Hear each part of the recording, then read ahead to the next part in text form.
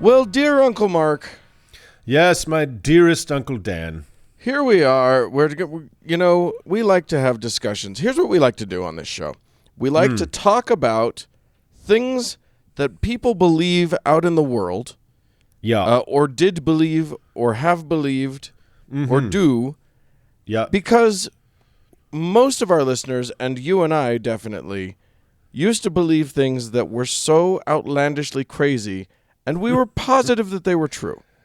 We we were beyond positive. We wanted them to be true. Oh yeah, Yeah. That's the real shtick of it, isn't it?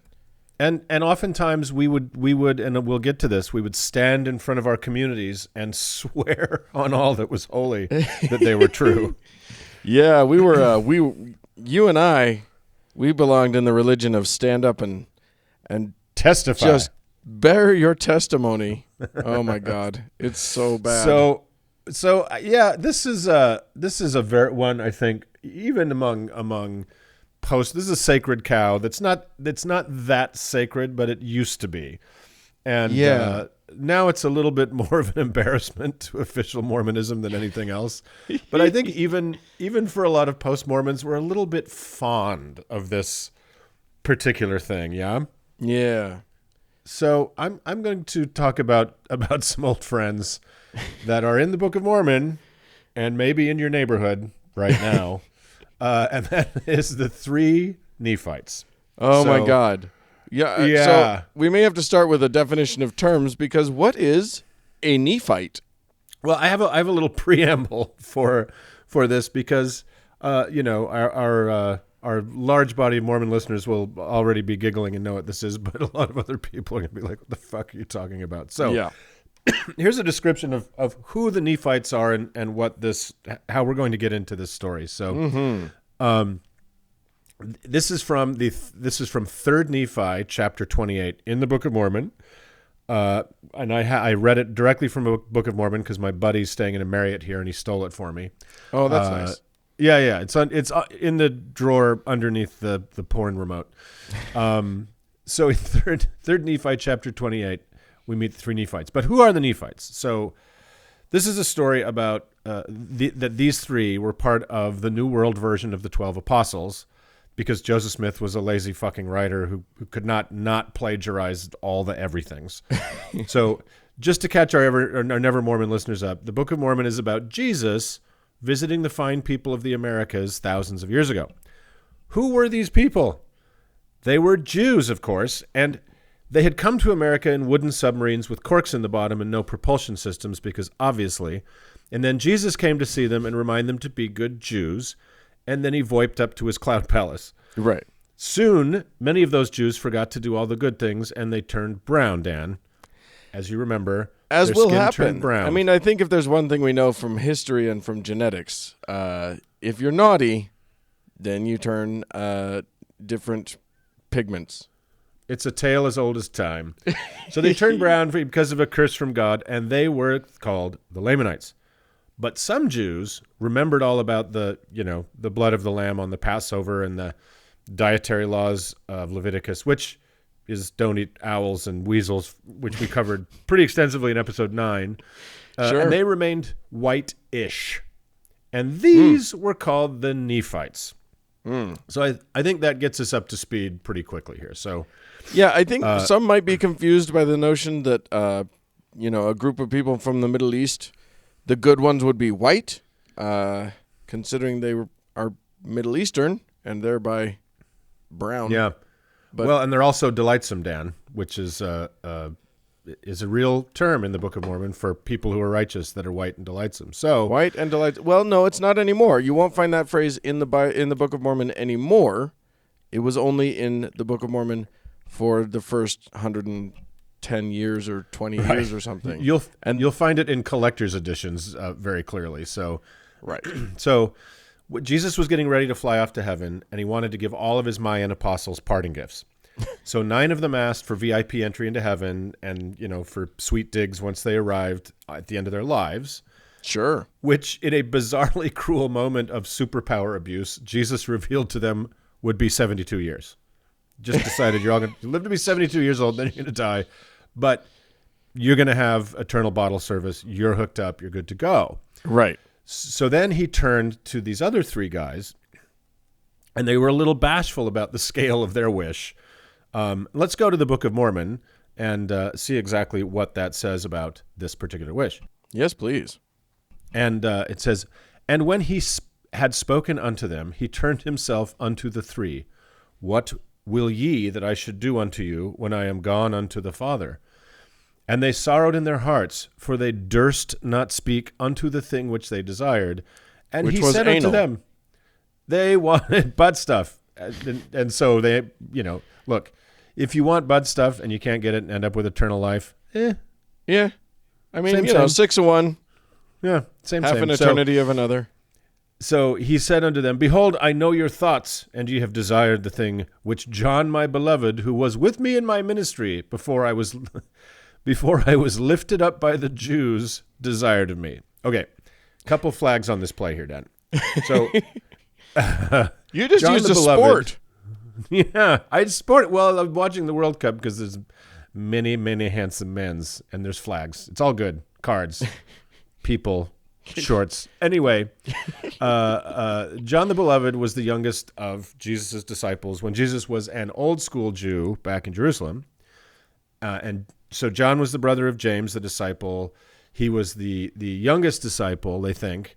And a lot of Christian denominations think that he was actually the author of many of the New Testament books because they want to connect the New Testament books directly to Jesus, but there's no proof of any of that or that any of the books written in the Bible were by anybody who had first-person knowledge of the itinerant preacher Joshua. But, of course, Mormons, for some reason, have a further theory, I don't know why, about John the Beloved, that Jesus granted him immortality and that it was John himself, along with St. Peter, yes, the very same St. Peter who guards the gates of heaven, and St. James, who appeared to Joseph Smith and Oliver Cowdery in the 1830s and handed over all the magic powers of Jesus' church to them. Yeah. So the second flag on the play, which is a more problematic flag, Dan, is, you know how it was really the Romans and their local magistrates that executed people by crucifixion? Sure. And how Christians invented this idea of the Romans letting one guy go in celebration of the Passover. So ipso facto, it was really the Jews who killed Jesus by failing to use the get out of free jail card to let him go. You got to admit it's a good plan. Yeah, it's a super good plan. It's a good, it's lazy writing, but it's a good plan. and how even the Catholics have backed away from this smear in their Easter services, which used to be a big part of their Easter services. The Jews killed Christ. Right. And how that little historical invention has led to hundreds of years of anti-Semitism. Well, by hundreds, do you mean thousands? I think we're pushing thousands at this point. Well, before that, I was lifted up by the Jews, meaning pushed up on a cross I was nailed to. Right. It's drinking from exactly the same poison cup of hatred of the Jews. Interestingly, when I was researching this thing, a Mormon webpage that had a study guide, an official Mormon webpage that had a study guide to help smooth out the three Nephites story, conveniently left the word Jews out of the scripture. Oh, wow. Thought that was a little strange. That's cute. So back to the story. Sure. Jesus continues, "Therefore more blessed are ye, for ye shall never taste of death, but shall live to see all the doings of the Father to the children of men, even until all things shall be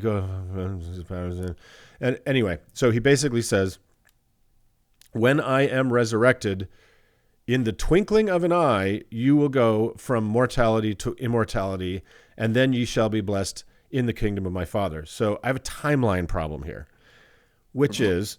That's your problem? I think there's a lot. Okay, we'll start with the timeline problem.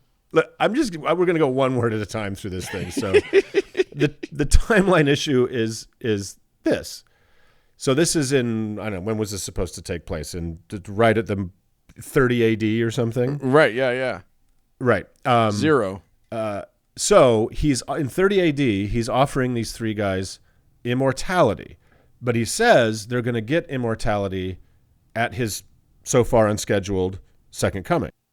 The resurrection. Right, the resurrection. No, when he comes back from heaven in all his glory. Oh, okay. So Okay, it's now June 2018. Yeah. They're apparently still here, and as far as I know, Jesus hasn't come. So this is yeah. I mean, this is what an editor is for, right? No, that's the whole fun of it. They're around. Right. But that's it. But that's immortality, which they're not supposed to get till he comes back. Well, I mean, they get the proper. Is the answer to that, right? I mean, don't think about things. That's half of the problem here. Hush your mouth now. I just love it. I love that these guys. So these guys, the theory that we got here is that these three guys wouldn't say what they wanted. Jesus goes, "Oh fuck, I know what you guys want." He says, "Read their minds. You get to live literally on the earth forever until I come back." Yes. And according to Mormonism, that's what they're still doing. That's what they're still doing. So it gets, the timeline problem is, as you kind of alluded to, not the biggest problem of the story, but it baffles me. So it goes on, and like Joseph tended to do, he generally says the same thing 3 times in 3 slightly different ways. Like, it'd been years since I read Book of Mormon passages at any length, and oh my God, it's just dreadful. Chloroform in print. Exactly, Mr. Twain. So after a few more verses, it comes to the 3 of them suddenly being sucked up into heaven, and I quote, "They were caught up into heaven and saw and heard unspeakable things." Oh. Yes. So that's the anal we were talking about. Right, yeah. They got to do it, finally. Yeah, it's the old joke, death by bunga bunga, but it's forever. So, and I continue. And it was forbidden them that they should utter, semicolon, for some reason, neither was it given to them the power that they could utter the things which they saw and heard, which you mentioned previously. And whether they were in body or out of the body, they could not tell, for it did seem unto them like a transfiguration of them, blah, blah, blah, blah, blah, blah, blah. So they did ayahuasca then? Yeah, totally. He dosed him. He fucking dosed him, yeah. He turned water to wine, and then he turned wine to Rufinol. So classic Jesus. So, every magician just goes back to their old bag of tricks, right? Sure. At some point, it's the same old hackneyed show. It doesn't matter what continent you're on and what century. So these guys come back to Earth, and for some reason they keep amazingly mum about the 3-tiered Mormon heaven they saw that we discussed in episode 8, or perhaps their visit or beyond to the planet Kolob, as we discussed in episode 18, and just did their thing as they continue to till this day. Yeah. However, Dan, before that, in the intermediate time, they were under constant assault and attack from the duskier neighborhoods of the greater Zarahemlin metropolitan area. Tell me if any of this sounds a little bit familiar. They were put in prisons that were rent in twain by the power of God. They were cast into the earth. And this is amazing silliness. They were cast into the earth, which I guess would be caves, or in Central America, maybe cenotes. Or a canyon, maybe? Maybe a canyon. And that to escape, they smote the earth with the word of God and escaped, which to me means, okay, you're in a hole, and you smote it to make it a deeper hole. So good job. I figure they hit the ground so hard that they themselves popped straight up out of the ground.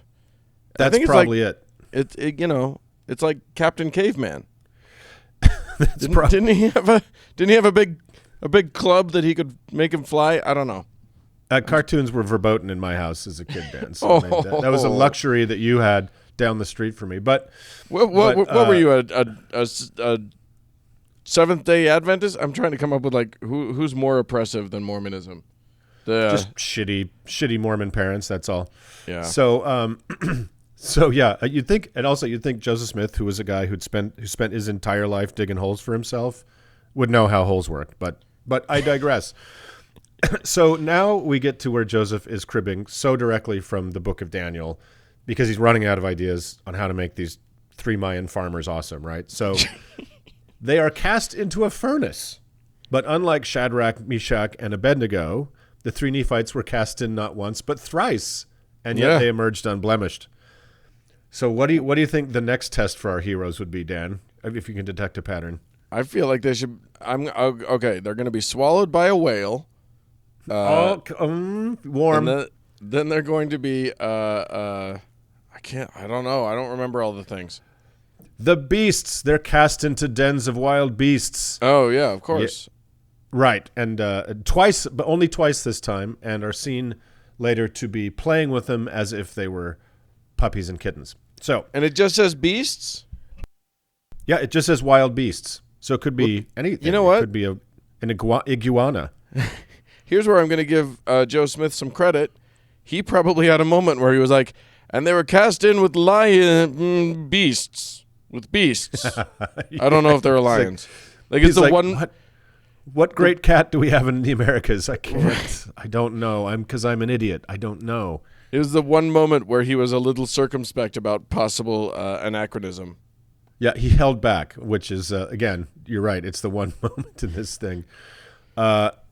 So before we get into the appearances of the three Nephites in the modern world, there is kind of a hilarious little coda in the book, in the chapter 28, which is the whole story. The Book of Mormon is written by the eponymous author of the free book at the Marriott Hotels, Mormon. And he says he was about to write down the three names of these dudes when, and I quote, "Behold, I was about to write down the names of those who were never to taste death, but the Lord forbade. Therefore, I write them not, for they are hid from the world." So you see, Dan, a God who really exists and desperately needs you to believe in him, or you can just be on fire forever, also bafflingly makes sure there is zero evidence for his existence at all. Right. When he clearly could have left it just lying all over the place. Don't go out looking for Bob, Louie, and Steve. You won't find them. Louie. I like Seymour Nephite. Oh, that's like a dirty joke. He was the one that went up to heaven and saw all the stuff. It was unspeakable. Unspeakable So stuff. before we continue, Dan, by this count, how many immortals wander the earth because Jesus can cure death on a whim? 3,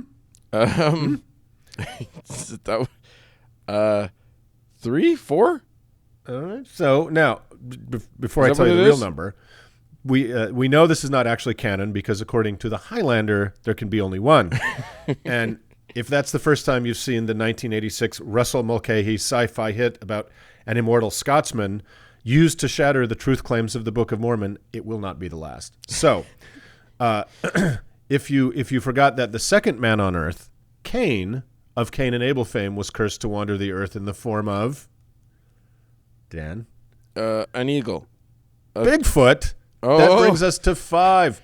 5 immortal beings. Now, we nearly have an Avengers franchise here with even a sort of Hulk, but we're going to talk about the Mormon Hulk another time because that one's really good too. So, okay, here's why all this is important to us in the modern world today. Sure. Maybe God didn't hide all the evidence of these three guys after all, Dan. What? So I'll explain that when you and I were beardless boys, we would sit in church for a boring eternity every Sunday, right? Yeah. But every fourth Sunday, or first, depending on how you look at it, something truly magical happened. Mormons who had done the unthinkable and skipped one or as many as maybe 2 meals were then allowed to stand up and grab a mic in a silent chapel full of all their neighbors and all their neighbors' families and, through heaving tears, tell us stories of the miraculous. Stories that did indeed, Dan, prove that 3 or more immortal beings walked among us. Sure. And what I'm referring to, you remember it well, I'm sure, is Fast and Testimony Meeting. It's an alternately dreadful and hilarious open mic event the first Sunday of every month in Mormon country. And Mormons, usually teach out of very, very strictly regulated lesson manuals and are expected to stick to those in all cases, except on this one day of the month. It's amazing. If you thought Dylan going electric was crazy, sit in on a Mormon ward on the first Sunday of the month. So, and I'll bet you heard a ton of these, but in my ward in urban Salt Lake City, 3 Nephite sightings were 9 times out of 10 in and around automotive emergencies. Right. Yes, that is kind of their exclusive sighting bailiwick. place. Yeah. Yes. And for some reason, in my ward especially, for some reason this only happened between like Lake Powell in southeastern Utah and say Santa Quin, which odd aside is the town where Gary Coleman died. But it's always in these remote places and always away from a lot of prying eyes. So a typical story, in my experience, would have a mother with a car full of kids on the side of the road, and she gets a flat tire maybe 30 miles outside of Panguitch and still too far from Scipio to expect some help. So as she's struggling with the tire, a man appears and offers to help. He fixes the tire, she offers him a ride, and he refuses, walking off into the sagebrush. Probably sounds familiar to you, Dan. Or, sure. I watched Kung Fu, so I know that this happens. What was the Michael Landon one? Because it was basically that, right? Yeah. Remember that? Yeah. Highway to Heaven. Highway to Heaven. Okay, you're good. Because I was coming up with Touched by an Angel, and I knew that was wrong. Well, they're basically the same premise. Yeah. But yeah, like a international, supernatural intervention comes along and fixes your fucking tire or your souffle. Woohoo! So another example is a rancher gets his pickup stuck in the mud down in BLM land down to Tabiona, and it's getting dark, and he worries he won't make it through the night if he's stuck there. And then a man appears and kindly offers to help push him out, and together they free the truck. But when the grateful rancher goes to offer the stranger a ride, he's gone. Dun, dun, dun. And then I heard many times a version of a non-automotive version of the story, which is like, the harried mother alone with her kids in the grocery store, and maybe she's over to Richfield and finds herself at the checkout, and maybe she's $14 short, and a stranger appears and covers the remaining bill before she can thank him. He's gone. And so that was just from like my experience, and I was poking around online, and there's a lot of hilarious stuff. Oh my gosh! I found one that was so crazy, and then I realized it was a parody site. I was like, "Oh, damn it!" Well, Poe's law strikes again. It was so bananas. It claimed that like one of the three Nephites was the Pope, but gave it up because he hated being a Catholic. And I was praying it was true. I was asking for a burning in the bosom, but. So this story never came up in my ward, but there's a couple versions of it online, and it's been told in several places, I guess. So the story is missionaries, and of course it's often sister missionaries, knock on a door and are let in, and there's an odd man that seems distracted and uninterested in the soul-saving power of their message, so he kind of shoos them off. Now it turns out later the man is a serial killer, and when asked by whomever, I don't know, why he didn't kill the chaste young women, he says he was afraid of the three huge warriors standing behind them. Sure. Okay. Wow. So, and honestly, that's been told in like several ward houses, I guess. So, wow, the Mormon Apocrypha is getting fun.